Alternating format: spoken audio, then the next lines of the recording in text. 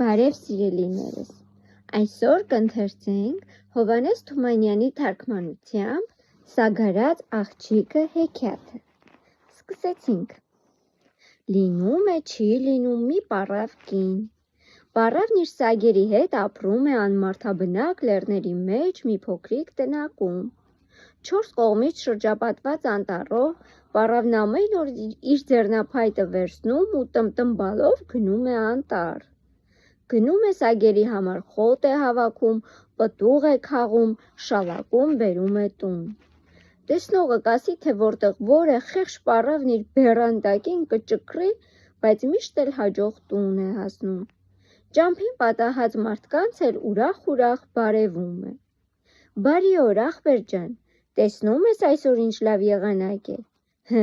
Չլինի թե զարմանում ես, որ պառավ տեղովս այսքան շալակը տանում եմ։ Ինչ անենք, ամեն մարդ պետք է իր բեռը կրի։ Սակայն մարդիկ չէին ուզում նրան պատահել, հանդիպելիս էլ ճամփաները ծռում էին, հեռվից անցնում։ Իսկ եթե հեր ու որդի միասին կողքով անցկենալիս էին լինում, հերը որդուն կամաց զգուշացնում էր։ Տեսնում ես սրանից հեռու կաց, սա կախարդ է։ Մի առավոտ էլ էս անտառով մի գեղեցիկ երիտասարդ է անցնում։ Արևը վառ ու պայծառ լուսավորում է, թռչունները ծլվլում, երգում են, զոհովը զլզլում է, սլսլում է տերևներում։ Ու անցնում է երիտասարդն ուրախ զվարթ։ Ճամփին մարդ չի պատահում, մեկ էլ տեսնում է մի պառավ ծառերի տակին չոքած մանգաղով խոտ է քաղում։ Գոգնոցը լիքը խոտ, 2 զամբյուղն էլ կողքին դրած։ Էդ ո՞նց ես էդքանը տանելու նանի, հարցնում է երիտասարդը։ Ուզեմ, չուզեմ պետք է տանեմ, որդի ջան, ինչ անեմ, հարուստներն իհարկե կարող են այսպես բան չանեն, բայց գյուղացու համար ասված է. Ետ մի նայիր նոր, մեջքդ վաղ է կոր։ Ու երբ տեսնում է, որ երիտասարդը մնաց կողքին կանգնած, ասում է. Գուցե կկամենաս ինձ օգնել։ Մեջքդ դեռ ուղիղ է, ծնկներդ առողջ, քեզ համար մի մեծ բան չէ սա։ Իմ տնակն էլ այնքան հեռու չի, այս սարի հետևի հովտում է։ Ձեռանց կհասնենք։ Երիտասարդը խղճում է պառավին։ Թեև իմ հերը գյուղացի չէ, հարուստ իշխանի որդի եմ, ասում է, բայց քո շալակը կվերցնեմ, որ ցույց տամ, թե միայն գյուղացին չի ընդունակ ծանր բեռ կրելու։ Շատ ապրես, դե արի վերցրու։ Եղած չեղածը մի ժամվա ճանապարհ է, քեզ համար դատարկ բան է։ Չմոռանաս, այս խնձորն ու տանձն էլ հետը։ Երիտասարդ իշխանը լսելով, թե մի ժամվա ճանապարհ է, սկսում է տատանվել, բայց պառավն օձիքը բաց չի թողնում, խոտի կապոցը շալակն է տալիս, տանձ ու խնձորի զամբյուղներն էլ ձեռքը։ Տեսնում ես, ինչ թեթև է։ Որտեղից է թեթև տնքում է երիտասարդը։ Կապոցն այնքան ծանր է, որ կարծես քար լինի մեջը, իսկ տանձ ու խնձորի զամբյուղներն արճճի նման ձեռքերս պոկում են, շունչս կտրվում է։ Ուզում է բեռը գցի, պառավը չի թողնում, հեգնում է, ասում է. Տեսեք, ես իմ պառավ հալով միշտ մենակ եմ տանում, սա ջահել է չի կարողանում։ Էդպես է, բանը որ լեզվի գա, կտրիճ եք, իսկ գործի գալիս ետ եք գնում։ Էլ ինչ ես կանգնել, ոտներդ շարժիր, գնանք։ Միևնույն է, էդ բեռն էլ ոչ ոք ձեռքիցդ չի առնելու։ Քանի դեռ հարթ ճամփով են գնում, էլի ոչինչ, բայց որ դեմ են ընկնում սարերին, քարերն էլ ոտի տակից դուրս են պրծնում իրար ետևից ներքև թռչում, տեսնում է, որ էդ արդեն ուժից վեր է, քրտինքը հոսում է ճակատից, աղաչում է, ասում է. Նանի, էլ չեմ կարողանում գնալ, պետք է մի քիչ շունչ առնեմ։ Ոչինչ, պատասխանում է պառավը, երբ տեղ հասնես կհանգստանաս։ Ով գիտի, կարող է մի օր սրանից քեզ համար մի լավ բան դուրս գա։ Գնա։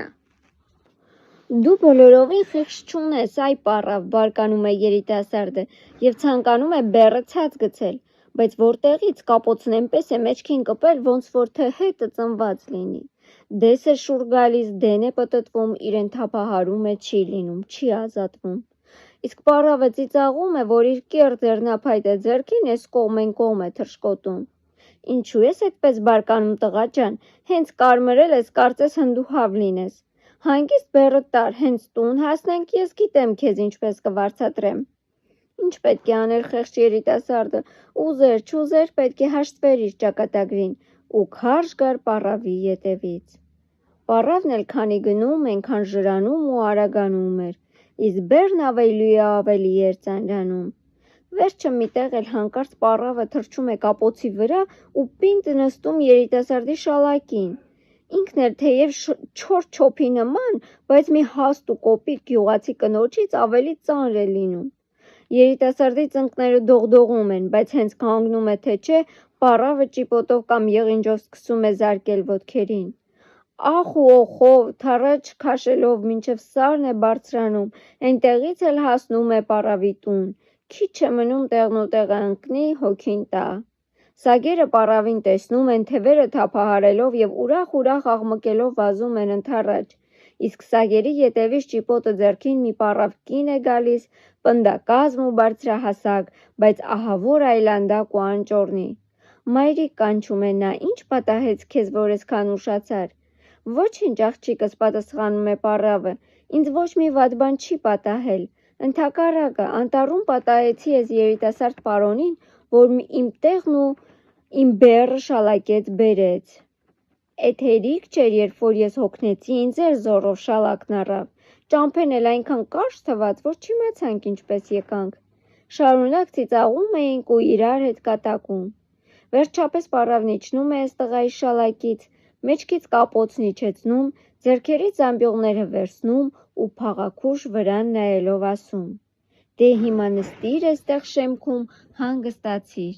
Դու քո աշխատանքով պարգևի արժանացար, ու այդ պարգևը ես քեզ կտամ»։ Հետո դառնում է սագարած աղջկան. «Դու գնա տուն, աղջիկս, ջահել տեղի մոտ կանգնելս լավ չի, կրակի վրա յուղ չեն ածիլ, պարոնը հանկարծ քեզ կսիրահարվի»։ Պարոնն էս որ լսում է, չի իմանում լաց լինի, թե ծիծաղի, մտքումն ասում է՝ այ քեզ գեղեցկուհի, սա թեկուզ 30 տարով էլ ջահելանա, դարձյալ չի կարող իմ սիրտը շարժել, ուր մնաց թե հիմա։ Այնինչ պառավը փայփայում էր իր սագերին, ինչպես իր երեխաներին, ու հետո աղջկա հետ մտնում են տնակը։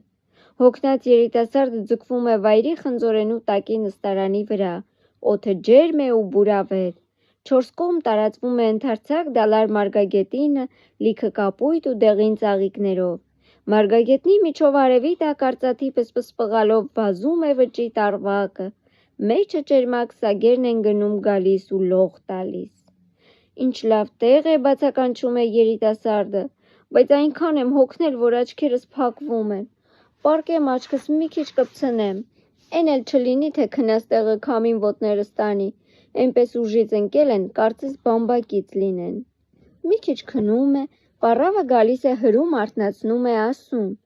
«Վեր կաց, չի կարելի, որ դու այստեղ մնաս։ Ճիշտ է, ես քեզ բավական չարչարեցի, բայց հո էլի կաս ու կենդանի ես։ Հիմա քեզ կվարձատրեմ, քեզ ոչ փող կտամ, ոչ էլ մի ուրիշ գանձ, դրա կարիքը չունես։ Դրա համար էլ քեզ մի բան կտամ, որ փողից էլ գանձից էլ թանկ է», ասում է ու ձեռքը տալիս մի փոքրիկ զմրուխտե արկղ։ «Առ, աչքի լույսի պես պահիր, սա քեզ երջանկություն կբերի»։ Երիտասարդ իշխանը հանկարծ իրեն ուժեղ ու կայտառ է զգում, տեղից վեր է կենում, նվերն առնում, շնորհակալություն հայտնում պառավին ու ճանապարհ է ընկնում առանց պառավի աղջկա վրա նայելու։ Ճանապարհից բավական կտրել էր, դեռ ետևից լսվում էր սագերի ուրախ ճղճղոցը։ 3 օր ամայության մեջ մոլորված թափառելուց հետո երիտասարդը դուրս է գալիս մի մեծ քաղաք։ Ինքը քաղաքին անծանոթ, քաղաքն իրեն։ Անծանոթ նորեկին առնում են տանում այդ քաղաքի թագավորի պալատը։ Պալատում երիտասարդը ծնկի է գալիս, ապա գրպանից հանում պառավի տված զմրուխտե արկղիկն ու դնում է թագուհու ոտքերի տակ։ Թագուհին հրամայում է, որ ոտքի կանգնի և իր ձեռքով տա թանկագին նվերը։ Թագուհին բացում է արկղիկը, նայում մեջն ու ուշաթափվում։ Պալատականներն իսկույն վրա են պրծնում, երիտասարդին բռնում են, որ բանտը տանեն։ Թագուհին աչքը բացում, ուշքի է գալիս, հրամայում է ազատ թողնել նրան։ Պահանջում է, որ բոլորը դուրս գնան, որ ինքն ուզում է նրա հետ առանձին խոսել։ Մենակ են մնում, թե չէ, թագուհին սկսում է լաց լինելով պատմել. «Ինչիս համար են էս փառքն ու փայլը, երբ ամեն առավոտ վեր եմ կենում արտասուքով ու ամեն երեկո պառկում եմ արտասուքով։ Ես 3 աղջիկ ունեի, Փոքր աղջիկս այնքան սիրուն էր, որ նրան տեսնողն ասում էր. «Աղջիկ չէ, սա հրաշք է»։ Ձյան ճերմակն ու խնձորի ծաղկի կարմիրն իրար էին խառնված նրա այտերին, իսկ մազերը փայլում էին արևի ճառագայթների նման։ Արտասվելիս աչքերից արտասուքի տեղակ ակն ու մարգարիտ էր թափվում։ 15 տարին որ լրացավ, հայրը 3 աղջկան էլ կանչեց իր մոտ։ Տեսնելու բան էր, թե ինչպես բոլորը հիացմունքից քարացան, երբ ներս մտավ փոքր աղջիկս։ Հենց իմանաս երկնքից արև դուրս եկավ։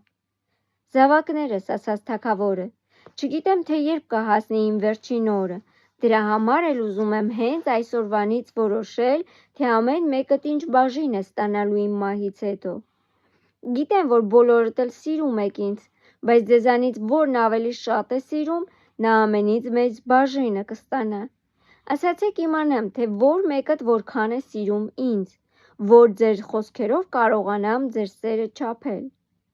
Ես քեզ սիրում եմ ամենաքաղցր շաքարի չափ, ասաց մեծը։ Ես քեզ սիրում եմ իմ ամենալավ զգեստի չափ, ասաց միջնեկը։ Փոքրը լուռ էր, թագավորը հարցրեց. Իսկ դու իմ ամենասիրելի աղջիկ, դու ինչքան ես սիրում ինձ։ Չգիտեմ, հայրիկ, պատասխանեց աղջիկը, ոչ մի բանի հետ չեմ կարողանում համեմատել իմ սերը, բայց հայրը ստիպեց, որ նա մի բան ասի։ Այն ժամանակ աղջիկն ասաց. ամենալավ կերակուրն էլ ինձ համար համ չունի առանց աղի, ես քեզ սիրում եմ աղի չափ։ Թագավորն ես որ լսեց կատաղությունը բռնեց ու գոռաց. Այդպես, եթե դու ինձ աղի չափ ես սիրում, քո սիրով վարձատրությունն էլ կլինի աղ։ Իր թագավորությունը բաժանեց երկու մեծ աղջիկների միջև, իսկ փոքրի մեջքին հրամայեց մի տոպրակ աղ կապել ու տվեց 2 ծառայի, որ տանեն բաց թողնեն մի վայրի խոր անտառում։ Շատ խնդրեցինք նրա համար, աղաչեցինք, պաղատեցինք, բայց չեղավ, չկարողացանք մեղմել թագավորի ցասումը։ Ահ, ինչպես էր նա լաց լինում մեզանից բաժանվելիս։ Սրանից հետո շուտով թագավորը զղջաց իր խստասրտության համար։ Բարկությունն անցավ, փոխվեց գութի ու խղճահարության։ Հրամայեց ամեն տեղ որոնեն գտնեն մեր դժբախտ երեխային, բայց ոչ ոք չկարողացավ գտնել։ Ամեն անգամ, երբ մտքովս անցնում է, թե նրան կերած կլինեն վայրի գազանները, ցավից ու վշտից տեղս կորցնում եմ, չեմ իմանում, թե որտեղ եմ։ Շատ անգամ էլ ինձ մխիթարում եմ այն հույսով, թե նա կենդանի է դեռ եւ թաքնվել է մի որևէ քարանձավում կամ ապաստան է գտել գթասիրտ մարդկանց մոտ։ Հիմա բաց եմ անում ձեր տված զմրուխտե արգղիկն ու հանկարծ մեջը տեսնում եմ այն մարգարիտներից, որոնք արցունքի տեղ թափվում էին իմ աղջկա աչքերից։ Դուք պետք է ինձ պատմեք, թե այս մարգարիտը որտեղից է ընկել ձեր ձեռքը։ Երիտասարդը պատմում է, թե այս մարգարիտը ստացել է մի պառավից, որն անշուշտ կախարդ պիտի լիներ, ու ինձ էլ շատ չարչարեց, բայց այդպիսի աղջիկ ոչ տեսել է, ոչ էլ լսել։ Թագավորն ու թագուհին վճռում են գտնել պառավին։ Ասում են, որտեղ այս մարգարիտը գտնվել է, այնտեղ էլ կարելի է մի տեղեկություն իմանալ իրենց աղջկանից։ Պառավն իր տնակի լռության մեջ նստած իլիկ էր մանում։ Մութն ընկել էր։ Հանկարծ աղմուկ լսվեց դրսում։ Սագերը հանդից տուն էին վերադառնում, ու հեռվից լսվում էր նրանց խուլ ճղճղոցը։ Քիչ անց ներս մտավ պառավի աղջիկը։ Աղջիկը մոր կողքին նստեց, իլիկն առավ ու սկսեց թել մանել։ Այսպես լուռ մի 2 ժամ նստեցին առանց որևէ ծպտուն հանելու։ Վերջապես լուսամուտից մի շրշյուն լսվեց, ու մթնից ներս նայեցին մի զույգ կրակոտ աչքեր։ Մի պառավ բույ էր, որ 3 անգամ կանչեց. բու, բու, բու, բու, բու, բու ու կորավ։ Պառավը գլուխը մի փոքր բարձրացրեց ու ասաց. Ժամը եկավ, աղջիկս, գնա արա ինչ որ անելու ես։ Աղջիկը լուռ կացավ, դուրս գնաց։ Գնաց դուրս եկավ մի հովիտ ու հասավ մի ջրհորի, որի կողքին 3 կաղնի կար։ Լուսնի լույսի տակ աղջիկը հանեց հագի շապիկը, ջրհորի վրա կռացավ ու սկսեց լվացվել։ Հետո շապիկը ջուրը քաշեց ու փռեց, որ սպիտակի լուսնի լույսի տակ։ Եվ միանգամից ինչպես փոխվեց այն այլանդակ աղջիկը։ Դուրս եկավ, կանգնեց մի անտես աննման գեղեցկուհի, որ ոչ ուտես, ոչ խմես, կանգնես ու թամաշա անես։ Ճերմակ մազերի փոխարեն ճոխ ոսկե մազերն այնպես վերևից ներքև թափվեցին, ոնց որ խրձով արևի շողքերը թափվեն, ու մարմինը պատեցին։ Մազերի տակից աչքերը փայլում էին զույգ աստղի նման, ու այտերը վառվում էին կարմիր խնձորի ծաղկի պես, բայց ինքը տխուր։ Գետին ընկավ ու սկսեց աղի լաց լինել։ Աչքերից արտասուքի կաթիլներն իրար ետևից թափվում էին գետին։ Այսպես նստած լաց էր լինում ու երկար կմնար այս դրության մեջ, եթե հանկարծ մոտակա ծառերից մի խշխշոց չլսվեր։ Հրացանի ձայն լսած եղնիկի նման տեղից թռչեց, իսկույն մտավ իր հին շապիկի մեջ ու մի ակնթարթում չքացավ։ Տեղն ու տեղը հանգավ, ոնց որ ճրագը փչես հանգչի։ Տերևի նման դողալով հասավ իրենց տնակը, տեսավ մայրը շեմքում կանգնած սպասում է։ Ուզեց պատմել, պառավը մեղմորեն ասաց. «Լավ, աղջիկս, ես ամեն բան գիտեմ», ասաց, ներս տարավ աղջկան, ճրագը վառեց ու սկսեց տնակն ավլել։ «Ամեն բան մաքուր պետք է լինի», ասաց աղջկան։ «Նանի, գիշերվա կեսին ինչու ես տունը մաքրում, մարդ պետք է գա, ինչ է»։ «Գիտես որ ժամն է, աղջիկս», հարցրեց պառավը։ «Կեսգիշերին մոտ է, իսկ մտքովդ չանցավ, որ սրանից 3 տարի առաջ այս օրը եկել ես ինձ մոտ։ Հիմա այս գիշեր ժամանակը լրանում է, ու մենք էլ միասին ապրել չենք կարող»։ «Նանի ջան, մի՞թե ուզում ես ինձ դուրս անել տանից։ Ուր գնամ ես, ոչ բարեկամ ունեմ, ոչ տեղ, ում մոտ գնամ։ Ինչ ասում ես, անում եմ, դու էլ գոհ ես ինձանից, ինչու ես դուրս անում», հարցրեց աղջիկը։ Պառավը չէր ուզում ամեն բան բացատրել, թե ինչ է պատահել աղջկա հետ, ուստի խոսքը փոխեց. «Էլ խրճիթում չեմ ապրելու, ուզում եմ հեռանալ ու մաքուր թողնել տունը, իսկ դու նորից կգտնես քո հայրական օջախը»։ «Բայց Նանի, ինչ է լինելու ինձ հետ», կրկին հարցրեց աղջիկը։ «Ինձ մի խանգարի, թող սրբեմ տնակը, գնա քո սենյակը, շապիկդ հանիր ու հագիր քո այն մետաքսե զգեստը, որ հագիդ էր, երբ առաջին անգամ եկար ինձ մոտ։ Հագիր ու սպասիր քո սենյակում, մինչև կկանչեմ»։ Թագավորն ու թագուհին երիտասարդ իշխանին հետներն առնում են ու ճանապարհ ընկնում, գնում են պառավին գտնելու։ Երիտասարդը անտառում նրանցից ետ է մնում ու պետք է ճանապարհը մենակ շարունակեր։ Մյուս օրը նրան թվում է, թե ուղիղ ճանապարհ է դուրս եկել։ Գնում, միտեղ մութը վրա է հասնում, բարձրանում է մի ծառի, որ գիշերն անցկացնի։ Գիշերը լուսնյակը դուրս է գալիս, տղան նկատում է, որ մի պառավ լեռներից իջնում է ցած։ Նկատում է, որ ճիպոտ չկա ձեռքին։ Ճանաչում է սագարած աղջկան, որին տեսել էր պառավի տնակում։ «Օհո», բացականչում է, «ահա նրանցից մեկը, էս մեկը, որ ձեռս ընկավ, էն մյուսն էլ ինձանից չի պրծնի»։ Բայց որքան է զարմանում, երբ այլանդակ կինը մոտենում է ջրհորին, շապիկը հանում է, լվացվում, ոսկե մազերը թափվում են ուսերին, ու առջևը կանգնում է մի գեղեցկուհի, որ իր օրումը ոչ տեսել էր, ոչ լսել։ Շատ է դեպի առաջ հակված լինում, թե ինչ ծառի մի ճյուղ կոտրում է, աղջիկն իսկույն էլ ետ է մտնում իր շապիկի մեջ ու եղնիկի նման թռչում-կորչում։ Երիտասարդն իջնում է ծառից ու ընկնում աղջկա ետևից։ Շատ է գնում, թե քիչ, մեկ էլ տեսնում է առջևում 2 ստվեր են թափառում։ «Դու մի ասի, թագավորն ու թագուհին են։ Հեռվից նկատել են պառավի ճրագի լույսը և գնում են լույսի ուղղությամբ»։ Երիտասարդը պատմում է ջրհորի մոտ իր աչքով տեսած հրաշքը, ու էլ ոչ մի կասկած չի մնում, որ դա հենց իրենց որոնած աղջիկը պիտի լինի։ Երկուսը դառնում են 3 ու գնում, հասնում են պառավի տնակին։ Տեսնում են սագերը պառավի տնակի 4 կողմը բռնած, գլուխները թևների տակ մտցրած քնել են։ Լուսամուտից ներս են նայում, տեսնում են պառավը իլիկ է մանում։ Տունն էլ մաքուր սրբած, հենց իմանաս մեջը հուրի փերիներ էին ապրում, որ չգիտեն ինչ բան է աղբն ու փոշին։ Էս ամենը տեսնում են, բայց իրենց աղջկան չեն տեսնում։ Չկա։ Նայում, հետո սիրտ են անում ու լուսամուտը կամաց ծեծում են։ Պառավը կարծես հենց սրանց սպասելիս լիներ և նրանց ձայն է տալիս. «Եկեք, ներս եկեք, ես ձեզ ճանաչում եմ»։ Հենց ներս են մտնում, ասում է.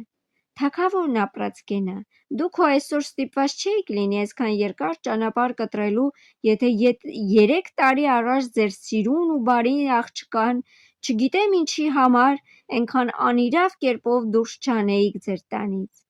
էն էլ այն աղջկան, որն այնքան սիրում էր ձեզ։ Ասենք նրան դրանից ոչ մի վնաս էլ չհասավ, այս 3 տարին նա սագ էր արածեցնում, բայց ոչ մի վատ բան չի սովորել ու իր մաքուր սիրտը պահել է անարատ, բայց դուք ձեր արժանի պատիժը ստացաք հենց այն ահուդողով, որով ապրում էիք այս 3 տարին։ Ապա մոտենում է կողքի դռանն ու կանչում. «Դուրս արի աղջիկ ջան»։ Դուռը բացվում է, մետաքսես գեստահաքին հայտնվում է թագավորի աղջիկը,